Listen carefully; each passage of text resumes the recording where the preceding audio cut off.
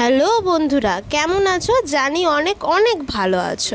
আমি আবারও চলে এলাম একটা ছোট্ট মিনি ব্লগ নিয়ে। এটি হলো চন্দননগর পৌর নিগম পূজা সমিতি।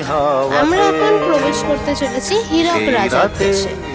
সেখানে থিম হলো ভূতের রাজা দিল বর, জবর জবর 3 বর 1 2 3। চলো তাহলে দেখে নিই কিরকম হয়েছে এই মণ্ডপটি সত্যিই সজ্জায় অনেক সুন্দরভাবে সাজানো হয়েছে এবং খুব সুন্দরভাবে ফুটিয়ে তোলা হয়েছে এই দৃশ্যটি। চলো তাহলে তোমরাও দেখে নাও। এবং এখানকার প্রতিমাটি ভীষণই মনোমুগ্ধকরভাবে ফুটিয়ে তোলা হয়েছে। মায়ের রূপ সত্যি অতুলনীয়।